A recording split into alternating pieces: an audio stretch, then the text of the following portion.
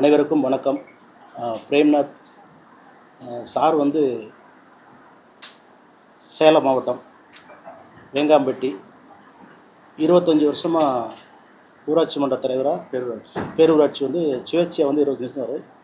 இப்போ இந்த பீரியடில் தான் வந்து சேர்மனாக இருக்கார். மக்கள் சேவையை பண்ணிக்கிட்டு இருந்தாலும் கலைத்துறையில் வந்து அவருக்கு ஒரு ஈடுபாடு உண்டு. ரொம்ப ஒரு கலைத்துறை மேலே ஒரு நேசிக்கக்கூடிய ஒரு நல்ல ஒரு கலைஞன். நாடகங்கள் இப்போது சினிமாவில் வந்து கால் எடுத்து வச்சுருக்காரு. நிறைய படங்களில் இப்போ நடிச்சிட்ருக்காரு. ஸோ சார் வந்து மாவட்டம் மண்டூர் சேர்மேனு. இப்போ சர்க்கார் படத்தில் வந்து விஜய் படத்தில் வந்து விவசாயி ஐயனாராக தேனி தொகுதியில் வந்து நிற்க வைப்பாப்பில் எம்எல்ஏ யார் முக்கியமான அந்த விவசாயி, அதாவது 234 தொகுதியில் முக்கியமான நபரை தேர்ந்தெடுக்கிறாரு இல்லையா, அந்த இதில் வந்து விவசாயி ஐயனாராக ஃபஸ்ட்டு அறிமுகப்படுத்தி விட்டார் முருகதாஸ். அதுக்கு அடுத்தது வந்து கரா படத்தில் வந்து ஒரு தாதா கேரக்டரில் நான் நடிச்சிருக்கிறேன். அப்புறம் இப்போ தெலுங்கில் தலைன்னு அம்மா ராஜசேகர் டைரக்டரில் தலை படம் வந்து இப்போ ஓடிட்டுருக்கு. நல்லா சூப்பர் ஹிட்டாக ஓடிட்டுருக்கு. 14ஆம் தேதி ரிலீஸ் ஆனிச்சு. இப்போ தமிழ்நாட்டில் சென்சார் இருக்குது. இப்போ ரிலீஸ் ஆகிருந்த வாரத்தில் வெட்டு இங்கே தமிழ்நாட்டில். இப்போ அதுக்கு அடுத்தது வந்து நொடிக்கு நொடின்னு அந்த படத்துலையும் நடிச்சிட்ருக்குறேன். அது இல்லாமல் 2 படம் தயார் பண்ணிகிட்ருக்கேன். என்டர் தி ட்ராகன் அதனுடைய டைரக்டர் பார்த்திபன், அந்த படத்தினுடைய டைரக்டரு.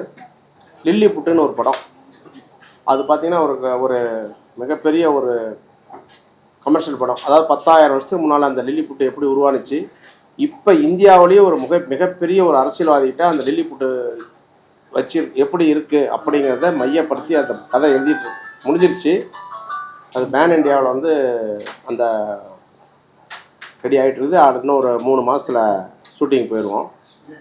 அது ஒரு பெரிய ஒரு திருப்புமுனையை ஏற்படுத்தும். அந்த லில்லி புட்டுன்ற அந்த படம் பெரிய ஆர்டிஸ்ட் தான் போட்டு இப்போ பேச்சுவார்த்தை நடத்திட்டுருக்குறோம். அந்த மிருகம் வந்து உலகத்திலே வந்து யார்கிட்ட இல்லை. ஆனால் வந்து இப்போ வந்து இந்தியாவில் வந்து ஒரு மனிதர்கிட்ட இருக்குது, ஒரு அரசியல்வாதி கையில் இருக்குது. ஒரு அரசியல்வாதி கையில் அது இருக்குது. அதனால தான் அவர் வந்து வச்சுக்கிட்டு இப்போ இது பண்ணுறாரு. அப்படி வந்து அது ஒரு கமர்ஷியல் மாதிரி ஒரு படம் கிட்டத்தட்ட 1 வருஷம் 1.5 வருஷமாக அந்த கதையை பண்ணிகிட்டு இருக்கிறோம். இப்போ பாம்பேயோட நம்ம கதை டிஸ்கஷன் போயிட்டுருக்கு. பேன் இண்டியா தான் பண்ணுறோம். மிகப்பெரிய பட்ஜெட்டில் அந்த படம் 5 லாங்குவேஜில் 5 ஹீரோ, மிகப்பெரிய ஒரு இது பண்ணுறோம். 2 படம் நம்ம போயமன் மூவிஸில் தயார் பண்ணிகிட்ருக்குறோம். சொல்லுங்கள் சார். அது லில்லி புட்டுன்றது இவ்வளோ பெரிய ஒரு மிருகம் இல்லை, அது ஒரு ஜாதகம் இருக்கும். அது மலைப்பிரதேசத்தில் இருக்கும். அந்த இது அது 10,000 வருஷத்துக்கு முன்னால் அந்த இதை நம்ம அதை கண்டுபிடிச்சிருக்கோம். அதனுடைய சாராம்சம் பூரா டைரக்டர் இருக்கு. குள்ள மனிதன் இல்லை, அது சும்மா ஒரு ஜான தான் இருக்கும். அது ஒரு பெரிய ஒரு இப்போ இருக்கிற மிகப்பெரிய அரசியல்வாதிகிட்ட அவர்கிட்ட இருக்குது. அது வந்து வச்சுக்கிட்டு தான் இன்னைக்கு இந்த அளவு. லில்லி புட்டுன்னா எனக்கும் அது நான் வந்து சொல்ல முடியாது. இல்ல நீங்க சொல்றீங்க இதுல எங்களுக்கு புரியலன்னு சொல்லிட்டு உங்களுக்கு கேக்குறோம். உங்களுக்கு ஒரு நாலேஜ் இல்லாம அந்த படம் 5 லாங்குவேஜ் எடுக்க முடியுமா?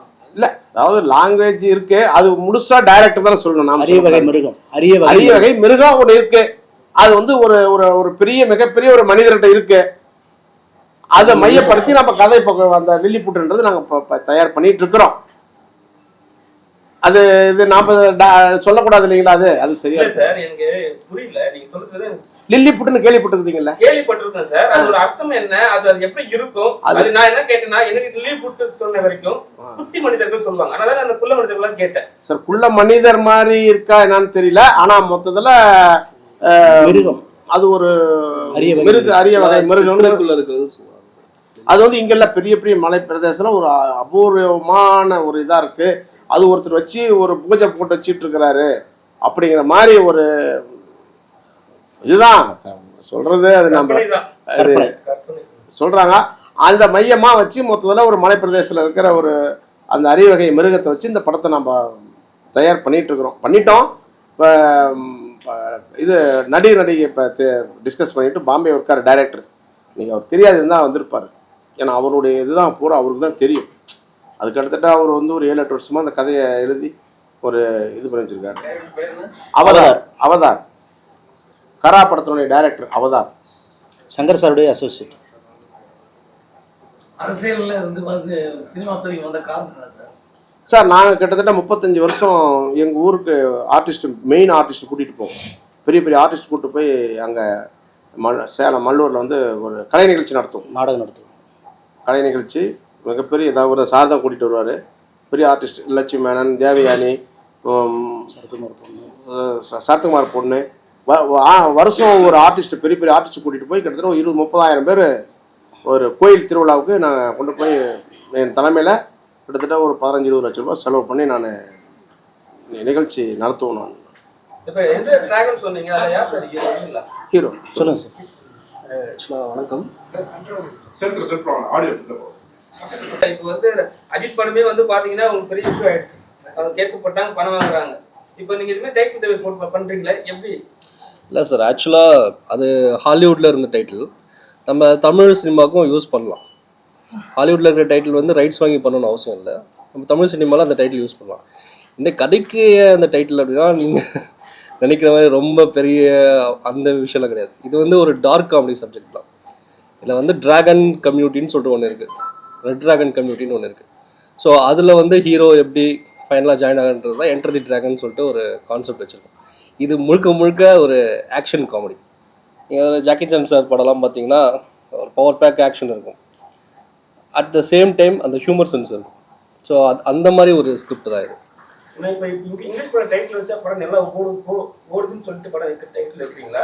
ஏன்னா இப்போ டிராகன் ஒரு படம் வந்து பிரதீப் ரங்கநாதன் வந்து அடுத்த வாரம் ரிலீஸ் ஆகும் போது, ஸோ அதே மாதிரி பேட்டர்ன் யூஸ் பண்ணுறீங்களா? இல்லை, ஸ்கிரிப்டுக்கு தேவைப்பட்டுச்சு டைட்டில், அவ்வளோதான். இது எந்த இன்டென்ஷனோட வைக்கணும் அப்படின்லாம் கிடையாது, ஸ்கிரிப்டுக்கு தேவைப்பட்டுச்சு. ரெண்டாவது ஒரு லெஜெண்டரி டைட்டில் வைக்கிறது ஒரு நல்ல விஷயம் தானே, அது தப்பாக பார்க்குறீங்க சார்? நீங்க என்ன கேள்வி சார் சொல்லுங்கள் சார். இப்போ நீங்க வந்து சொன்னீங்க 5 லாங்குவேஜ்ல படம் பண்ண போறோம்னு சொன்னீங்க, சரிங்களா? 5 லாங்குவேஜுக்கும் வந்து அந்த லில்லிபுட்டோட ஸ்டோரி மேக்ஸிமம் வந்து புரியல, எங்களுக்கு தெரியல, சரிங்களா? ஆனா நீங்க 5 லாங்குவேஜ்ல ஹீரோவை வச்சு பண்ண போறீங்க. 5 லாங்குவேஜ் வேற ஹீரோன்ட்டு அது யாரை ஹீரோ செலக்ட் பண்ணிருக்கீங்க? ஹீரோ வந்து யார் சார் ப்ரொடியூஸ் பண்றாங்க? ப்ரொடியூசர் நான் யார் சார் ஹீரோ? பாம்பேவில் ஒரு ப்ரொடியூசரு, டைரக்டர். நான் அடுத்த முறை வரும்போது டைரக்டர்கிட்ட பார்த்து வச்சுருக்கேன். ஹீரோலாம் அவங்க செலக்ட் பண்ணிட்டு பண்ணிடுவோம். ஆமாம், பேச்சுவார்த்தை போயிட்டு. நீங்க பேசுங்க. எல்லாருக்கும் வணக்கம். நடிகர் கராத்தே ராஜா பேசுகிறேன். ரொம்ப சந்தோஷம் இந்த ப்ரெஸ் மீட் மூலிமா உங்கள் எல்லாரும் சொல்லிக்க ரொம்ப மகிழ்ச்சியாக இருக்குது. சார் வந்து எனக்கு ஒரு 18 வருஷமாக எனக்கு பழக்கம்.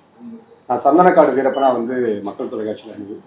அதுக்கப்புறமா அந்த வீரப்பன் நடித்ததுக்கப்புறமா ஒரு விழாவுக்கு வரும்போது சாரோட அறிமுகம் கிடச்சி சேலம் போனேன். அங்கேருந்து சாரோட அறிமுகம் எனக்கு. அப்போவே ஒரு படம் பண்ணுறதா இருந்தாங்க. அப்போ அந்த ஷூட்டுக்கெலாம் நான் போயிருந்தேன். தொடர்ந்து சாரோட நல்ல நட்பு எனக்கு கிடைச்சது. இப்போ வந்து என்டர் தி டிராகன் அப்படிங்கிற ஒரு புது படம் பண்ணுறாங்க. அதில் சார் வந்து மெயின் ரோல் பண்ணுறாங்க. அது எப்படி கில்லியில் வந்து பிரகாஷ் ராஜ் சார் இருக்கிற மாதிரி அது கூட பண்ணணும்னு சொன்னாங்க. சார் விருப்பமாக வந்து கூட நடிக்கணும்னு சொல்லியிருக்கேன். ப்ரெஸ் மீட் வந்துருக்கேன். ரொம்ப சந்தோஷம். பல ஆண்டு காலமாகவே நீங்கள் சினிமாவில் இருக்கீங்க. ஆனால் அப்படி பார்த்தாலும் நிறைய படத்தில் உங்களால் இப்போ பார்க்க முடியல. ஏன், எதனால? மலையாளம், கன்னடா மொழி போகிறேன், தமிழ் எல்லா மொழியும் எது கூப்பிட்றாங்களோ போய் ஒர்க் பண்ணிட்டு வரேன். இது ஃபுல்லாக ஒரு கைட் பண்ணி நான் கரெக்டாக ட்ராவல் பண்ணணுன்னு தான் நினைக்கிறேன். என்னுடைய மிஸ்டேக் தான் அது.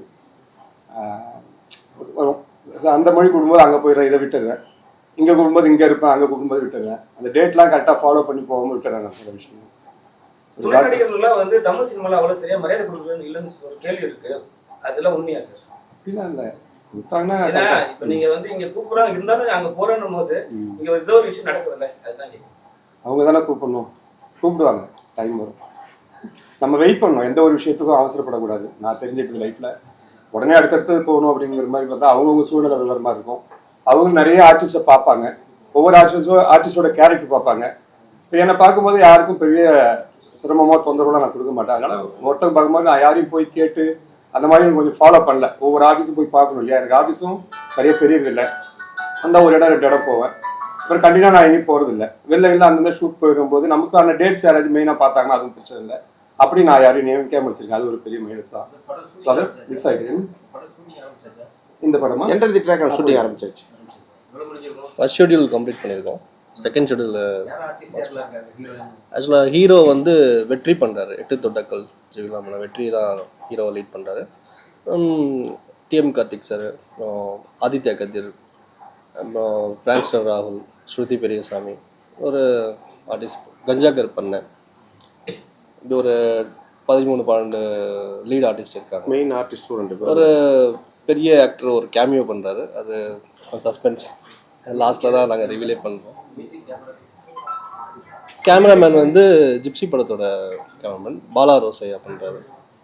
மியூசிக் டேரக்டர் வந்து இண்டிபெண்டன்ட் மியூசிக் டேரக்டர் தான், ரட்சகன் ஸ்ரீதர் சொல்லிட்டு.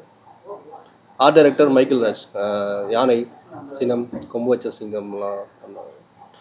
உத்ரா சாரோட அசோசியேட். இல்லை, எக்ஸ்டீரியர் ப்ளஸ் இன்டீரியர் தான் சார். ஆக்சுவலாக இது ஒரு 80% ஒரு ஹாஸ்பிட்டல் நடக்கிற மாதிரி தான் கதை. ஸ்கிரிப்டை பொறுத்த வரைக்கும்னா உங்களுக்கு தமிழ்நாடு கர்நாடகா பார்டர் மாதிரி. ஸோ நாங்கள் சேலம் தான் லேண்ட்மார்க் சூஸ் பண்ணியிருக்கோம். சேலமில் தான் ஃபர்ஸ்ட் ஷெடியூல் பண்ணியிருக்கு, செகண்ட் ஷெடியூலும் அங்கே தான். ஒரு நைட்டில் நடக்கிற கதை, ஒரு ஈவினிங் 6க்கு ஸ்டார்ட் ஆகி ஏர்லி மார்னிங் 6ல் முடிகிற மாதிரி தான் கதை. இல்லை, லைவ் காமெடி, டார்க் காமெடி, சின்ன சின்ன மெசேஜஸ் சொல்லியிருக்கோம். ரொம்ப ஸ்பூன் ஃபீடிங்காக இருக்காது மெசேஜஸ், போகிற போக்கில் தூவி விட்டு போடுறது தான். ஏன்னா ரொம்ப ஸ்பூன் ஃபீட் பண்ணாலும் அது கிரிஞ்ச் ஆகிடும். அதனால் என்டர்டைன்மெண்ட்டாக இருக்கும். இது ஒரு தியேட்ரிக்கல் மூவி தான். அது வரும்போது ஜாலியாக நீங்கள் என்ஜாய் பண்ணிட்டு போகலாம். ரொம்ப மெசேஜஸ் அது இதெல்லாம் இல்லாமல் ஜாலியான படமாக இருக்கும். உங்களை எல்லாரும் என்டர்டைன் பண்ணணுன்றதை நம்புகிறேன்.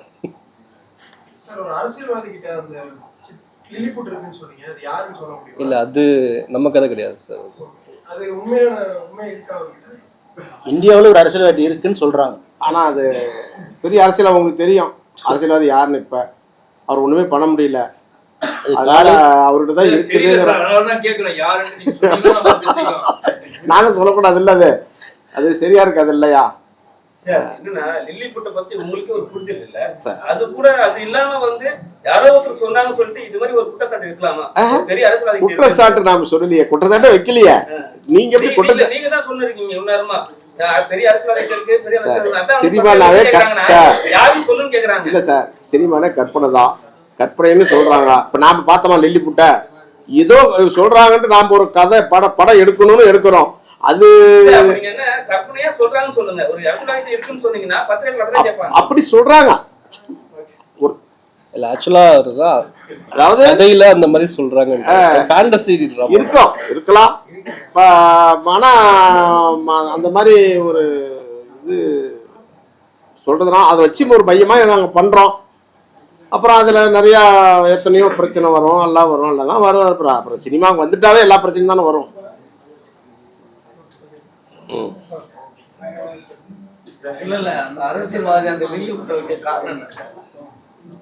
அது ஏதோ ஒரு மிகப்பெரிய சக்தி இருக்குதுங்கிறாங்க. அதுல அது என்ன சக்தின்னு அப்புறம் உங்களுக்கு சார் ஆளுங்கட்சியா இருக்கிறாங்க. இந்தியா லெவல் ஆளுங்கட்சியா இருக்கிறாங்க. இந்தியாவில், தமிழ்நாடு இல்ல, இந்தியாவில் பேரூராட்சி தலைவருங்க. பேரூராட்சி தலைவரா இருக்கீங்க, அரசியல் முழுசு தெரியும், பல ஆண்டுகள் இருக்கீங்க. ஆமா சார். நீங்க அரசியல் விஷயமா முழுக்க முழுக்க அரசியல் கதையா தான் எடுக்கிறது திட்டம் போடுறீங்க. இல்ல சாரி அப்படிலாம் இல்ல சார், இது கமர்ஷியல். அரசியலுக்குள்ள நம்ம நீங்க சொல்ற ஆஸ்பெக்ட் எல்லாமே அவர் ஒரு தலைவர் இருக்காரு அப்படின்னு சார். ஒரே நிமிஷம், இல்ல ஒரு எல்லா கேள்வி அது முன்னுக்கு தான் நிக்குது. ஒரே நிமிஷம் சார், என்ன ஒரு 10-15 நாள்ல பாம்பே இருக்காரு டைரக்டர், அவர் அவதார் டைரக்டர் வர சொல்லிடுறேன். என்னென்ன டீடைல்ஸ் கேட்கணுமோ நம்ம சொல்லுங்க. இதே மாதிரி ஒரு பிரஸ் மீட் வைக்கிறேன். அவரு ஏன்னா எனக்கு தெரியல, நீங்க என்ன பண்ணிருக்கலாம் சார்? ஏன்னா டைரக்டர் தான் அது தெரியும். நாம என்டர் தி டிராகன் மட்டும் பேசியிருந்திருக்கலாம். இப்ப லில்லிபுட் சொன்ன போய் இப்ப அந்த டாபிக் எல்லாமே கேக்குறாங்க. பத்து சார், ஒன்றும் பிரச்சனை இல்லையா? உண்மைதானே சொல்றோம். இதுல ஒன்றும் ஒளிமறை ஒண்ணும் இல்லையே. நாம படத்தை லில்லிபுட்ன்றது நாங்க வந்து தயாரிப்பாளர் சங்கத்துல பதிவு பண்ணிருக்கிறோம். நாங்க அதை சொல்றோம். அது என்ன, அது உண்மை. சினிமா படம் எடுக்கிறாங்கன்னா எல்லாமே ஒரிஜினலாவும் எடுத்துறாங்க, எல்லாமே கற்பனை தானே. இது கற்பனை.